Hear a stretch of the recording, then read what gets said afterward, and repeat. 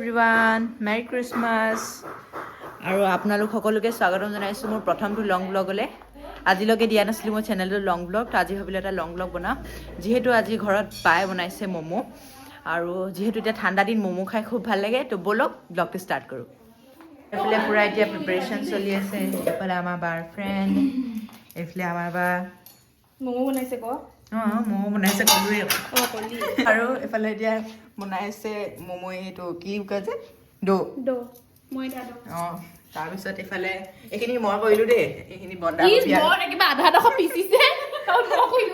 এইখিনি মানে ম'ম' এতিয়া পিচি ল'লোঁ। ম'ম'ৰ কাৰণে এয়া বন্ধাকবি আৰু পিঁয়াজ কুটি ল'লোঁ।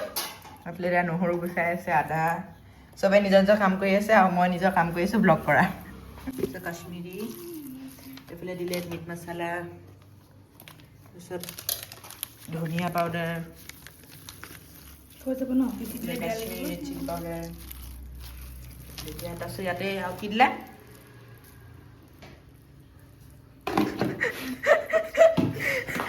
আৰু দিছে আৰু নহৰু। এইফালে আমাৰ এতিয়া চুপ ৰেডি হৈ আছে। ইয়াত এতিয়া দিলে চব মছলা, যেনেকৈ ধনিয়া পাউডাৰ, গৰম মছলা, উৰিয়ে গ'ল কৰ্ণফ্ল'ৰ আৰু এটা আমাৰ ঘৰৰ হোমমেড মছলা। ইমানে জুইছে মানে হেৰি আৰু ইয়াত মাংস আৰু কি আছে যে নহৰু আদা পেষ্ট আৰু জালুকৰ গুড়ি। এইবোৰ কি জালুকৰ গুড়ি চিকেনখিনি ফ্ৰাই কৰি ল'ম। চেলি বইল কৰিলে নিসিজিব, সেইখিনি আধা ইয়াতে আধা কেঁচাকৈ সিজাই ল'ম। অলপ আৰু কণী আমলেট খোৱা নিচিনা লাগিছে।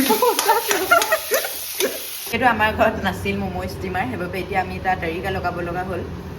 পিছে আইডিয়াটো আমাৰ বাৰ হয়।